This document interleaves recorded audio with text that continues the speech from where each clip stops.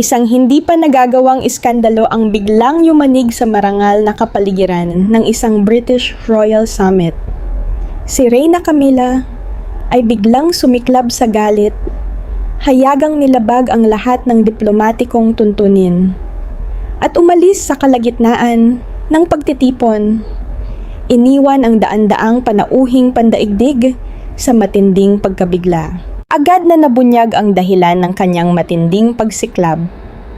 Natuklasan ni Camilla na si Sophie, ang Duchess of Edinburgh, ay palihim na pinagkalooban ng pagmamay-ari sa pinakabihira at pinakamahalagang diamond tiara ng yumaong Reyna Elizabeth II.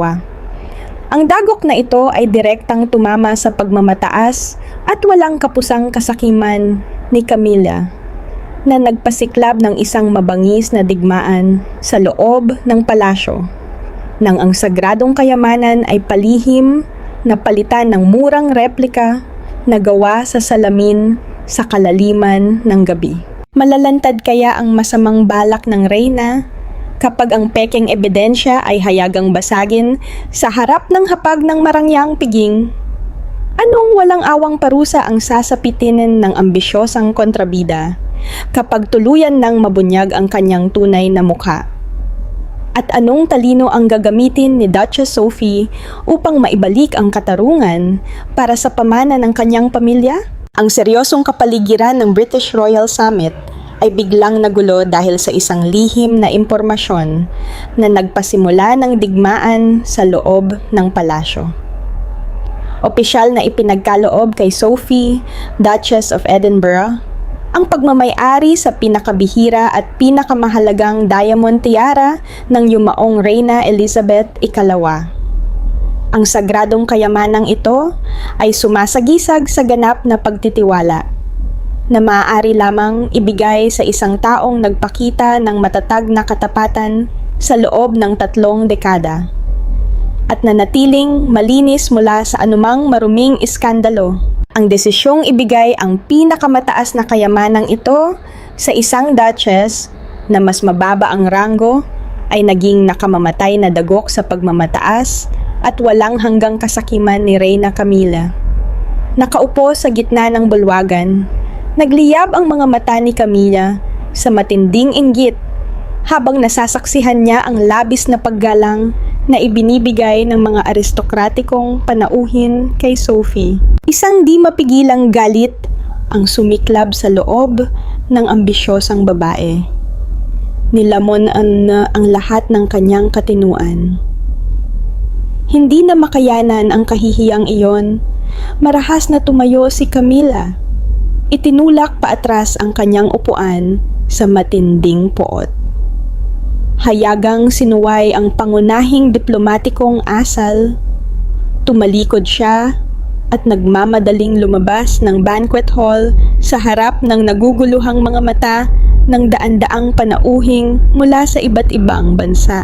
Ang mapait na pag-alis ng Reyna ang nagsilbing unang putok na nagtakda sa pangunahing tunggalian ng buong kwento at opisyal na nagsimula ng isang walang awang digmaan sa likod ng saradong mga pintuan ng palasyo. Nang gabing iyon, binalot ng nakamamatay na katahimikan ang Buckingham Palace. Ang malamlam na liwanag mula sa mga ilawang nakakabit sa dingding ay hindi sapat upang tabugin ang mga aninong puno ng sabwatan. Tumunog ang antigong orasan sa pangunahing bulwagan ng 2:00 ng madaling araw, oras kung kailan nilalamon na ng pagod ang buong puwersa ng seguridad, at nagsisimula ang pagpapalit ng mga guwardiya sa loob ng palasyo. Bumangon si Camilla mula sa kama. Ang kanyang mukha ay wala ng bakas ng karangalan. Mabilis niyang hinubad ang kanyang sutlang damit pantulog at pinalitan ito ng masikip na itim na kasuotang panggabi, na tinakpan ng makapal na Amerikanang lana na mahigpit na nakasara hanggang leeg. Maingat niyang binalot ng itim na sutlang, scarf ang kanyang buhok at bahagi ng kanyang mukha. Iniiwan lamang ang kanyang mga matang kumikislap sa mapanlinlang na layunin. Sa kamay ni Camila ay isang malaking handbag na gawa sa balat ng buwaya. Isang pamilyar na gamit, ngunit ngayong gabi ay hindi ito naglalaman ng mamahaling kosmetiko. Sa halip, naroon sa loob ang isang pulang velvet box na naglalaman ng sopistikadong replika ng sagradong tiara. Matagal nang palihim na ipinagawa ni Camila ang replikang ito sa isang kilalang black market antique dealer at alahero sa London bilang paghahanda sa kanyang personal na mga pakana. Ang buong balangkas ng pekeng tiara ay gawa lamang sa murang metal na pinahiran ng industrial platinum. At ang lahat ng malalaki at maliliit na batong nakalagay rito ay pawang tinunaw na kristal na salamin. Halos walang tunay na material na halaga. Gayunman, sa tusong kamay ng manghuhuwad, ang anyo nito ay halos 99% kahawig ng tunay na tiara kung titingnan ng mata mula sa malayo at sa ilalim ng mahinang ilaw. Palihim na lumabas si Camila mula sa kanyang pribadong silid. Mahusay na dumaan sa mga lihim na pasilyong nasa ilalim ng lupa na nakalaan lamang para sa maharlikang pamilya. At ganap na iniwasan ang mga lugar na may nakatalagang guwardiya. Lumiko siya patungo sa koridor na pababa sa kanlurang silong, kung saan matatagpuan ang lihim na vault na nag-iingat ng mga walang kapantay na kayamanan at minanang alahas na pribadong pag-aari ng yumaong Reyna Elizabeth II. Ang lugar na yon ay protektado ng isang napakahigpit na mekanikal na sistema ng kandado. Huminto si Camila sa harap ng makapal na pintuang bakal. Bumilis ang kanyang paghinga dahil sa takot, ngunit lubos na dinaig ng kanyang walang kasiyahang kasakiman ang pangamba sa kanyang isipan. Dumukot siya sa bulsa ng kanyang Amerikana at inilabas ang isang master key na palihim niyang ipinakopya mula sa personal na susing dala ng hari habang ito ay mahimbing na natutulog matapos ang isang nakakapagod na opisyal na paglalakbay. Dahan-dahang lumangit-ngit ang lihim na pintuan ng vault habang ito'y bumubukas. Pumasok si Camila na parang isang bihasang magnanakaw.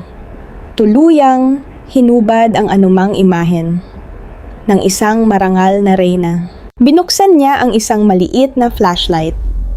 Ang mahina nitong sinag ay gumapang sa mga bulletproof glass cabinet na puno ng ginto, pilak, at jade.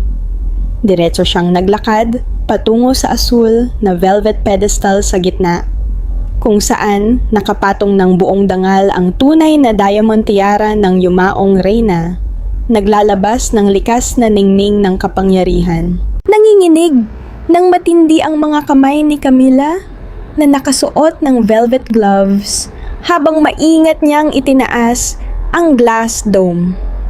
Gamit ang kanyang mga daliri, inalis niya ang tunay na tiara mula sa pagkakalagay nito at inilagay ang salaming replika sa eksaktong pwesto nito. May kayabangan niyang pinagmasdan ang pekeng piraso sa ilalim ng sinag ng flashlight, kumbinsidong perpekto at walang kapintasan ang kanyang plano. Mabilis niyang niyakap ng mahigpit sa dibdib ang tunay na tiara. Ang malamig at mabigat na pakiramdam ng solidong natural na diamante ay nagpangiti sa kanya ng may masamang kasiyahan sa gitna ng dilim. Inisip niya ang susunod na araw, kung kailan buong dangal na aakyat si Duchess Sophie sa entablado ng karangalan, suot sa kanyang ulo ang isang simbolo ng panlilinlang. Kapag natuklasan kalaunan na peke ito, haharap si Sophie sa walang hanggang kahihiyan sa publiko dahil sa pagkawala ng isang pambansang kayamanan. Dahil sa labis na pagmamalaki, nagmadaling nilisan ni Camila ang lugar. Ngunit nang siya'y mabilis na tumalikod, ang laylayan ng kanyang Amerikanang lana ay marahas na sumabit sa matalim na bakal na gilid ng display table. Isang napakagandang natural pearl button na may gintong palibot. Isang eksklusibong disenyo ng Chanel na may embossed logo ng fashion house at espesyal na ginawa para kay Camila, ang natanggal at tahimik na nahulog sa isang madilim na sulok ng marmol na sahig. Ganap na walang kamalay-malay si Camila sa nakamamatay na pagkakamaling iyon. Habang mabilis niyang ikinandado ang pintuan ng vault at naglaho sa mga anino ng koridor. Kinabukasan, ang dressing room ni Duchess Sophie ay puno ng abalang ngunit mahigpit na disiplinadong kapaligiran. Ang pinakamahuhusay na hairstylist at ang kanyang pinakamalalapit na fashion designer ay maingat na sinusuri ang bawat tahi ng kanyang evening gown. Ayon mismo sa nakatakdang schedule, ang tiara mula sa Treasure Vault ay inihatid ng dalawang pinagkakatiwalaang plus guard at taimtim na inilagay sa isang malaking pulang velvet box sa ibabaw ng vanity table sa harap ni Sophie. Ito ay isang kinakailangang ritual ng paghahanda bago opisyal na ikabit ang kayamanan sa buhok ng Duchess para sa seremonya ng paglilipat ng pagmamay-ari. Lumapit si Sophie sa vanity table. Inutusan niya ang lahat ng katulong, hairstylist at design expert na lumabas muna sa koridor upang magkaroon siya ng sandaling pribado sa harap ng sagradong pamana ng kanyang yumaong biyenan. Pagkasara ng pinto, marahan niyang itinaas ang tiara mula sa pulang velvet cushion gamit ang kanyang mga kamay na nakasuot ng puting sutlang guwantes. Sa mismong sandaling iniangat niya ang kayamanan mula sa kahon, isang kakaibang pakiramdam ang biglang dumaan sa kanya. Isang hindi maipaliwanag na gaan na tila tumagos mula sa kanyang palad hanggang sa kanyang isipan. Hindi maikakaila ang kakaibang timbang ng bagay na hawak niya. Masyadong magaan ang tiara kumpara sa tunay na bigat na naaalala niya. Bilang isang taong may malalim na kaalaman sa mga antigong alahas, agad na naramdaman ni Sophie na may isang bagay na lubhang mali. Bilang isang taong may malalim na kaalaman sa paggawa ng mga antigong alahas at ilang ulit na pinahintulutan mismo ni Reyna Elizabeth II. Noong nabubuhay pa siya, napagmasdan at hawakan ang kayamanang iyon. Kabisado ni Sophie ang bawat pisikal na katangian nito. Ang tunay na tiara, nagawa sa solidong natural na diamante at balangkas na purong platinum, ay may natatanging bigat, tibay, lamig, at matalim na pakiramdam sa balat. Mga katangiang hindi kailanman kayang gayahin ng anumang murang alloy na pinahiran lamang ng industrial na metal. Samantala, ang bagay na hawak niya ngayon ay kahina-hinalang magaan, hungkag, marupok, at tila maluwag ang pagkakagawa. Agad na ikinandado ni Sophie ang pinto ng silid mula sa loob. Walang kahit bahid ng takot o pagkataranta sa kanyang mukha. Itinuro sa kanya ng mahabang karanasan sa mga lihim na digmaan sa palasyo na anumang padalos-dalos na kilos o pagsigaw sa sandaling iyon ay maaari lamang magtulak sa kanya sa isang bitag ng medya na inihanda ng kanyang kaaway. Mabilis siyang lumapit sa kanyang personal na handbag na nakapatong sa sofa.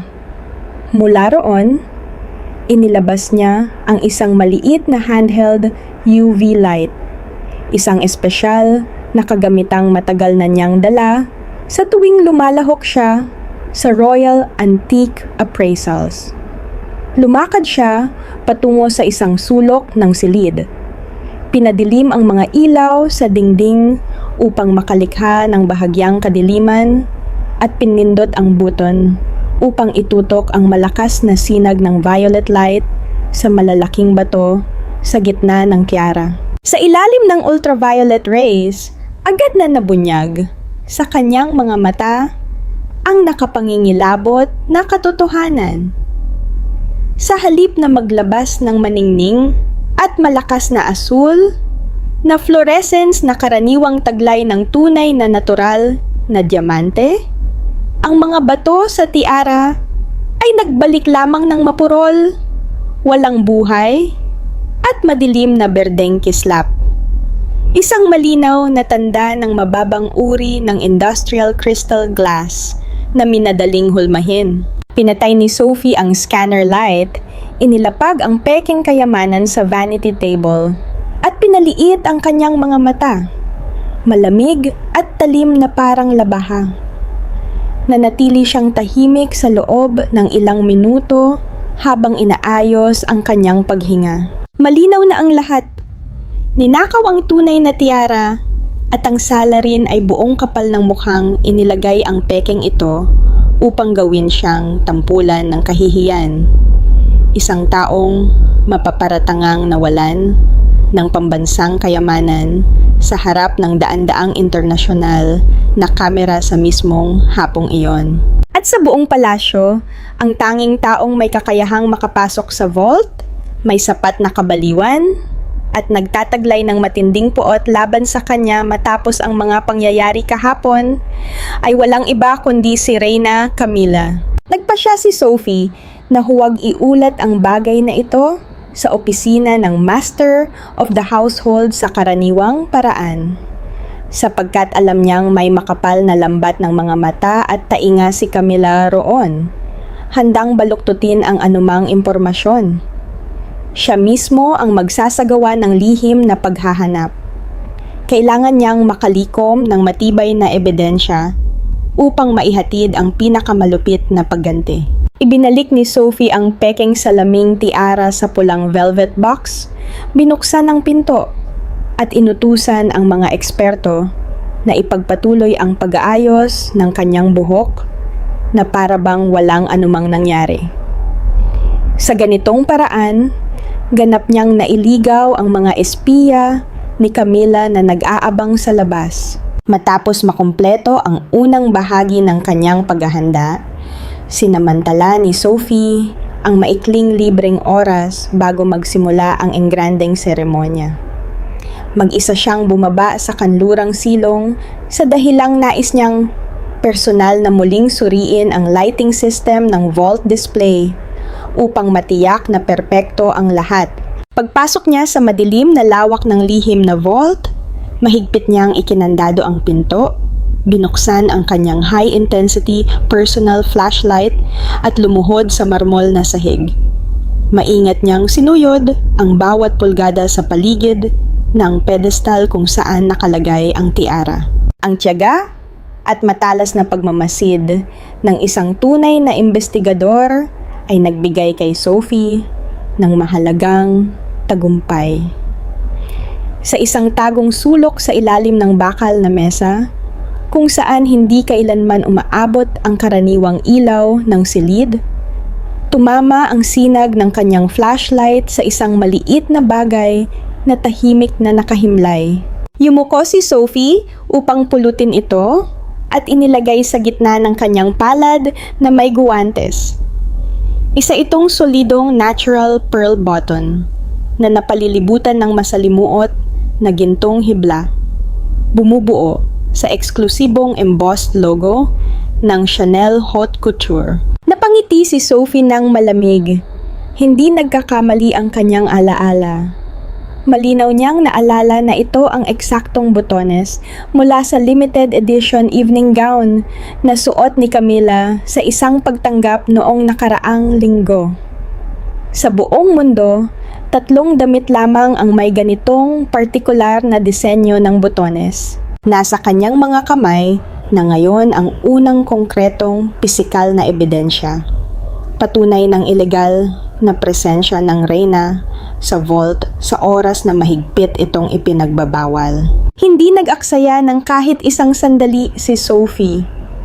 Agad niyang isinagawa ang susunod na estratehikong hakbang sa kanyang plano ng pagsubaybay.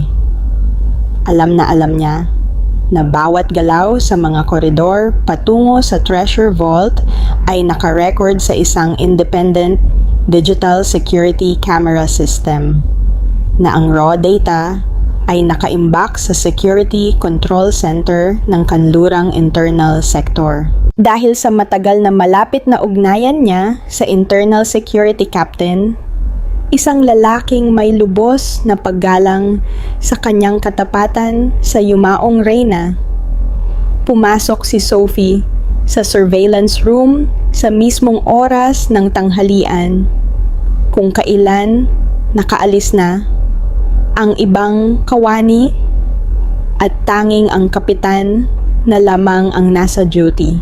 Gamit ang autoridad ng isang iginagalang na Duchess at ang kanyang maingat na paraan ng pakikipag-usap, hiniling niya sa kapitan na magpatrolya muna sa kabilang koridor upang personal niyang masuri ang ilang internal data na may kaugnayan sa seguridad ng seremonya. Nang mag-isa na siyang nakaupo sa harap ng high-resolution computer monitors, manumano niyang ipinasok ang access code, binuksan ang video archive folder mula sa nakaraang gabi, at iniurong ang footage sa oras sa pagitan ng 1:00 at 3:00 ng madaling araw. Sa malinaw na digital screen, lumitaw ang anyo ng isang babaeng nakadamit ng purong itim, nakatakip ang ulo. Bagamat sinadya ng salarin na laging nakayuko at dumikit sa pader habang gumagalaw, nang huminto siya sa harap ng lock ng vault at lumingon upang magmasid, nahagip ng malakas na ilaw sa koridor ang hindi mapagkakamaliang mukha ni Camila. Walang putol na nakunan ng video ang bawat segundo. Ang sandaling inilabas ng Reyna ang kinopyang susi upang buksan ang pinto. Ang kanyang pagpasok sa loob, dala ang isang malaking bakanteng handbag, at ang kanyang paglabas makalipas ang ilang minuto na may umbok na bag. Kitang-kita rin na nawawala na ang isang pearl button sa dibdib ng kanyang wool coat. Agad na ginamit ni Sophie ang kanyang personal na telepono upang i-record ang buong surveillance footage mula sa computer screen sa pinakamataas na kalidad. Ngunit hindi siya tumigil doon. Gamit ang kanyang mga lihim na koneksyon, tinawagan niya ang isang matagal ng alahero sa Hatton Garden, isang taong may malabong ugnayan sa ilang miyembro ng aristokrasya. Sa maikling pag-uusap na puno ng mahigpit na salita at mabibigat na babala, natakot ang alahero at inamin ang buong katotohanan. Pinilit umano siya ni Camila na gumawa ng salaming replika ng tiara 3 buwan na ang nakalipas, kapalit ng 10,000 libra, at inutusan siyang manahimik kung nais niyang mapanatili ang kanyang buhay at karera. Ganap nang nabuo ang bawat piraso ng maruming krimen. Mula sa pisikal na ebidensya, video, mula sa pinangyarihan, hanggang sa testimonya ng saksi. Lahat ay direktang nakaturo sa pinakamakapangyarihang babae sa royal family. Pinatay ni Sophie ang computer at lumabas ng surveillance room na may isipan ng isang mandaragit na hawak na ang tiyak na tagumpay. Handa na siyang pumasok sa banquet hall upang isagawa ang pinaka-nakakatakot na pagbagsak sa kasaysayan ng palasyo. Taglay ang komprehensibo at di matitinag na ebidensya, hindi nagmadaling ibunyag ni Duchess Sophie ang lahat. Sa halip, sinimulan niya ang isang obra maestra ng psychological warfare. Nauunawaan niya na para sa isang mayabang at ambisyosang taong tulad ni Camila, ang psikolohikal na pagpapahirap sa pamamagitan ng kalabuan at takot na mabunyag ay higit na nakakatakot kaysa sa anumang direktang pag-atake. Sa buong sumunod na mga paghahanda para sa summit, nanatiling payapa tiwala at kalmado si Sophie. Ganap na salungat sa inaasahan ni Camila na siya ay mababalisa, matataranta, o lihim na maghahanap ng nawawalang kayamanan. Sa isang maliit at pribadong pagtitipon para sa tiyan na inorganisa para sa mga babaeng miyembro ng royal family sa East Wing Reception Room, muling nagharap ang dalawang babae sa magkabilang panig ng isang bilog na mesa. Nakaupo si Sophie ng tuwid, suot ang isang eleganteng damit at sinadyang isuot sa kanyang ulo ang pekeng salaming tiara. Hinayaan niyang kumislap ang mga crystal stone nito sa ilalim ng liwanag mula sa mga ilawang nakakabit sa dingding. Nasa tapat niya si Camila, kunwari mahinahong umiinom ng tsaa, ngunit paulit-ulit na dumadako ang kanyang tingin sa tiara sa buhok ni Sophie. Sa loob-loob niya, kinukutya niya ang katangahan ng kanyang hipag dahil suot nito ang isang peke ng hindi man lamang namamalayan. Sa gitna ng pag-uusap, marahang ibinaba ni Sophie ang kanyang porcelain teacup sa platito.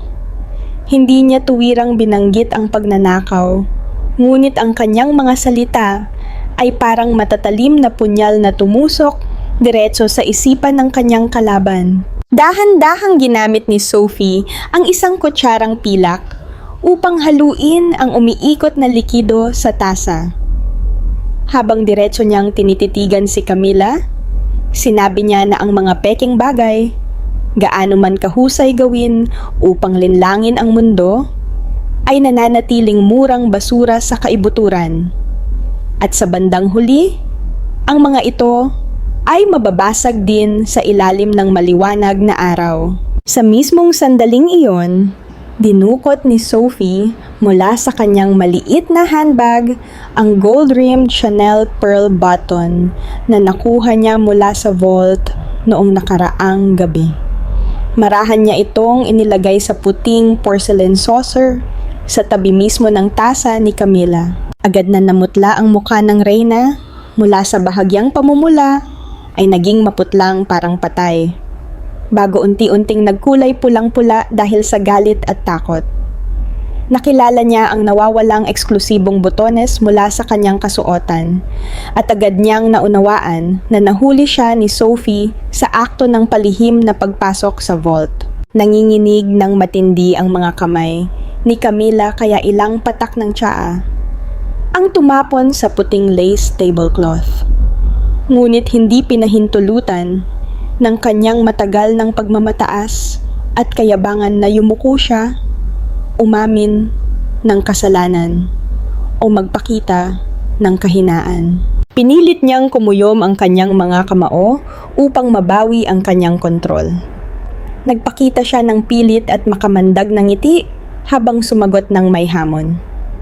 Ipinahiwatig ni Camila na ang sinumang walang kakayahang protektahan ang bagay na ipinagkaloob sa kanya ay mas mabuting voluntaryong ibigay na lamang ito kaysa angkinin pa at maging katatawanan ng buong internasyonal na aristokrasya. Nagtapos ang walang awang palitan ng mga salita sa isang kapaligirang kasing lamig ng yelo. Lalong umigting ang bagyo ng takot nang bumalik si Camila sa kanyang pribadong apartment sa Clarence House. Nilamon ng hinala at sindak ang kanyang isipan. Napagtanto niyang pumasok siya sa isang psikolohikal na bitag na inihanda ni Sophie, ngunit hindi niya alam kung kailan eksaktong sasalakay ang Duchess. Balisa siyang nagparoot parito sa kanyang silid tulugan. Mahigpit niyang isinara ang mga kortina bago nagmamadaling lumapit sa sulok ng kanyang antigong aparador na gawa sa oak. Binuksan niya ang drawer na protektado ng passcode upang tingnan ang tunay na tiara na nakatago sa loob. Dahil nabulag ng lumalalang takot, nagpasya si Camila na kailangan niyang mabilis na ilipat o sirain ang tunay na kayamanan sa darating na gabi ng engrandeng piging upang hindi na ito kailanman mabawi ni Sophie bilang pisikal na ebidensya. Hindi niya alam na ang susunod niyang maling hakbang ay matagal nang isinama ni Sophie sa kanyang plano. Ang opisyal at pinakamahalagang grand banquet ng Royal Summit ay ginanap sa malawak na St. George's Hall. Dumalo rito ang daan-daang aristokratikong panauhin, mga internasyonal na embahador, at ang buong puwersa ng makapangyarihang media.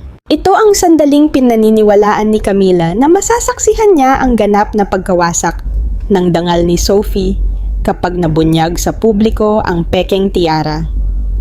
Ngunit hindi niya kailanman inasahang pinili mismo ni Sophie ang maringal na lugar na iyon bilang entablado ng kanyang pinakamalupit na pampublikong parusa. Pumasok si Sophie sa banquet hall nang may buong dangal, suot pa rin ang pekeng crystal glass tiara na kumikislap sa ilalim ng maningning na mga chandelier. Nakaupo si Camila sa gitna ng royal banquet table.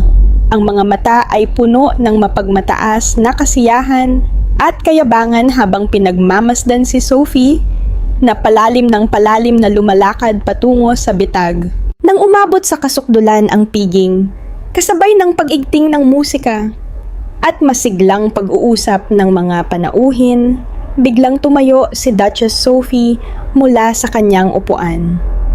Hawak ang isang baso ng alak, lumakad siya patungo sa gitna ng banquet hall at tumayo sa mismong bukas na marmol na sahig sa gitna ng silid. Agad na napunta sa kanya ang buong atensyon ng daan-daang tao sa bulwagan. Nagsalita siya upang humingi ng paumanhin sa mga kagalang-galang na panauhin dahil sa isang seryosong insidenteng may kinalaman sa dangal at kayamanan ng pamilya na kailangang linawin sa mismong sandaling iyon. Sa gitna ng pagkalito at matinding kuryosidad ng mga panauhin at embahador, itinaas ni Sophie ang dalawang kamay sa kanyang ulo at inalis ang pekeng diamond tiara. Ang sumunod niyang ginawa ay nagpadala ng matinding pagkabigla sa buong banquet hall. Walang pag-aalinlangan niyang binitawan ang bagay, hinayaang malaglag ang tiara diretso sa matigas na marmol na sahig sa ilalim ng kanyang mga paa. Bumagsak ito nang may malakas na tunog. Ang murang crystal glass stones ay nabasag sa daan-daang piraso, nagkalat sa sahig, at inilantad ang loob nitong murang metal frame na pinahiran lamang ng platinum. Nabalot ng ganap na katahimikan ang buong bulwagan. Walang marinig, kundi ang mabibigat na hingal ng pagkabigla mula sa mga taong nakasaksi sa eksena. Biglang tumayo si Camila mula sa kanyang upuang pangreyna. Napilipit ang kanyang mukha sa halo-halong galit at matinding takot. Nawalan siya ng kontrol at malakas na tinawag si Sophie na isang baliw na babae na sumisira sa kayamanan ng pamilya. Inutusan niya ang mga internal guard na agad pumasok at paalisin si Sophie mula sa banquet hall upang mapigilan ang pagkalat ng katotohanan. Ngunit lumitaw ang mapait na katotohanan. Ang buong puwersa ng mga guwardiya ay nanatiling nakatayo na parang mga rebultong bato. Walang kahit isang gumalaw upang sundin ang utos ni Camila. Nakatanggap na sila ng direkta at ganap na utos mula sa tunay na mga pinuno ng palace security na pumanig kay Sophie matapos niyang ibigay ang kompletong ebidensya noong hapong iyon. Nagpakita si Sophie ng malamig at makapangyarihang ngiti. Inilabas niya mula sa kanyang bulsa ang isang maliit na remote control at pinindot ang isang button. Sa isang iglap, ang dambuhalang digital projection screen sa gitna ng St. George's Hall na kanina lamang ay nagpapakita ng mga welcome image para sa summit ay biglang nagbago ng interface. Ang security footage na kinuha sa ultra-high resolution ay ipinalabas sa harap ng daan-daang mata. Malinaw na lumitaw ang imahe ni Reyna Camilla. Nakadamit ng itim, palihim na binubuksan ang pinto ng vault. At gamit ang kanyang mga kamay na may guwantes ay pinapalitan ang tunay na tiara ng pekeng salamin. Kitang-kita ang bawat detalyeng hindi na maitatanggi. Hindi tumigil doon si Sophie. Binuksan niya ang isang high-volume recording device na nakakonekta sa speaker system ng banquet hall. Umalingaw-ngaw sa buong silid ang nanginginig na pag-amin ng black market jeweler mula sa Hatton Garden, na detalyadong isinalaysay kung paano siya pinilit ni Camilla na gumawa ng pekeng tiara upang pabagsakin at dungisan ang dangal ni Duchess Sophie. Ang perpektong pagbubunyag na ito, gamit ang matibay at hindi matitinag na ebidensya, ay ganap na dumurog sa lahat ng kasinungalingan ni Camilla. Ang panlabas na dangal, pagmamataas, at prestihiyo ng pinakamakapangyarihang babae sa palasyo ay tuluyang gumuho. Sumabog ang pinakamalaking plot twist ng si Camilla dahil sa matinding psikolohikal na presyon at walang kapantay na kahihiyan sa harap ng mga internasyonal na embahador, ay tuluyang nawalan ng katinuang inaasahan mula sa isang miyembro ng royal family. Sa halip na iligtas ang natitira niyang mukha o tahimik na tiisin ang kahihiyan, itinulak siya ng bulag na kayabangan na ganap na sirain ang kanyang sarili. Nagpakawala si Camilla ng isang hibang na sigaw. Nagpakawala si Camilla ng isang nakabibinging sigaw ng galit. Sa matinding poot, itinabig niya ang lahat ng porcelain plates at mga baso ng alak sa ibabaw ng banquet table, dahilan upang mabasag ang mga ito sa sahig. Hayagan niyang nilabag ang mga pangunahing diplomatikong tuntunin ng monarkiya. Pagkatapos ay tumalikod siya. Tinapakan ang mga nagkalat na piraso ng salamin mula sa pekeng tiara. At mapait na tumakas palabas ng banquet hall sa kalagitnaan ng summit. Habang ang buong bulwagan ay nakatingin sa kanya ng may matinding paghamak at pagkadismaya. Ang nakahihiyang pag-alis na iyon ang naging simula ng hindi na maibabalik na pagbagsak ng kanyang buhay bilang miyembro ng maharlikang pamilya. Ang labis na kahihiyang sinapit ni Camilla at ang kanyang mababang uri na kriminal na gawain ay naging permanenteng mantsa sa kanyang pangalan. Hindi nagtagal, ipinataw sa kanya ang pinakamabigat na psikolohikal na kaparusahan na maaari niyang maranasan. Nang mismong gabing iyon, naglabas ang mga pinuno ng monarkiya ng isang kautusan ng ganap na paghihiwalay nang hindi na dumaraan sa mahahabang pulong o karaniwang prosesong administratibo. Agad na nagtungo ang mga pinagkakatiwalaang security personnel ni Sophie sa pribadong apartment ni Camilla sa Clarence House. Binuksan nila ang lihim na kompartimento sa likod ng antigong aparador na gawa sa oak at matagumpay na nabawi ang tunay at napakahalagang diamond tiara ng yumaong Reyna Elizabeth II. Pagkatapos nito, ibinalik ang sagradong kayamanan sa nararapat nitong lugar. Ang hatol laban kay Camilla ay ganap na pagkawala ng kanyang prestihiyo, pagbawi sa lahat ng kanyang royal privileges, at lubos na paghiwalay sa buhay ng maharlikang pamilya. Tinanggalan siya ng karapatang makapasok sa family jewelry vault. Tuluyang pinagbawalan na dumalo sa anumang pampublikong okasyon ng royal family at hindi na pinahintulutang tumuntong sa alinmang palasyo sa London. Sa kalaliman ng gabi, isinakay si Camilla sa isang itim na sasakyan na may madidilim na tinted windows. Tahimik siyang inilabas sa palasyo at dinala sa isang liblib at halos walang taong bukirin sa malayong Scottish Highlands, kung saan siya ilalagay sa mahigpit na house arrest. Doon niya gugugulin ang nalalabi niyang buhay sa pag-iisa, katahimikan, at ganap na pagkalimot ng mataas na lipunan. Walang inilabas na opisyal na pahayag upang ipagtanggol siya. Ang pagkawala ni Camilla sa mata ng publiko ay tila isang ganap na pagbura sa kanyang dating dangal. Kinabukasan, tila muling nabalot ng katahimikan ang Buckingham Palace matapos ang magulong pangyayari. Isinagawa ang isang napakaseryosong panloob na seremonya ng pagtanggap sa naibalik na kayamanan sa sinaunang throne room. sa harap ng pinakamatapat na matatandang miyembro ng royal family. Ang tunay na diamond tiara, ang sagradong simbolo ng ganap na tiwala at pinakamataas na dangal ng yumaong Reyna Elizabeth II, ay maingat na ipinatong sa ulo ni Sophie, Duchess of Edinburgh, ng pinuno mismo ng monarkiya. Sa ilalim ng maliwanag na sinag ng araw sa umaga, kumislap ang mga natural na diamante sa kanilang pinakadalisay, pinakamaringal, at pinakakahanga-hangang anyo. Tila pinagtibay nito na ang pagmamayari ng kayamanang iyon ay karapat-dapat lamang mapunta sa babaeng nagtagumpay na protektahan ang pamana ng pamilya sa pamamagitan ng talino at hindi matitinag na katapatan. Mag-isang tumayo si Sophie sa harap ng malaking salamin sa throne room. Ramdam niya ang bigat ng tunay na tiara sa kanyang ulo. Hindi lamang iyon bigat ng ginto, platinum, at mahahalagang bato.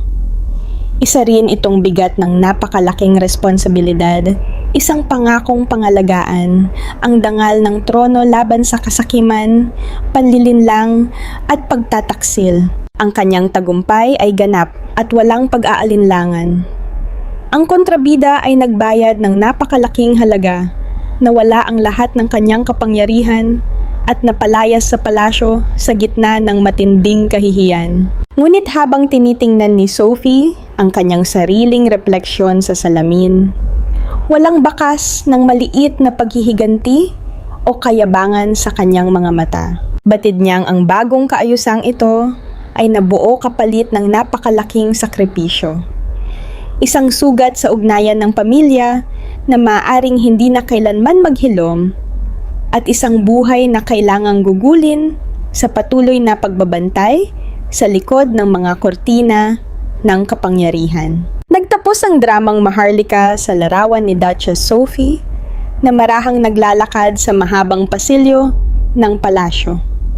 Ang kanyang mga hakbang ay matatag ngunit nag-iisa, at ang bawat yabag ay umaaling-aungaw sa katahimikan ng koridor.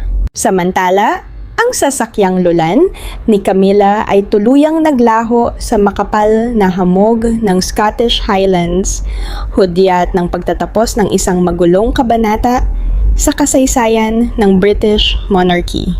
Nagwagi si Duchess Sophie at nakapagtatag ng isang makapangyarihang bagong kaayusan.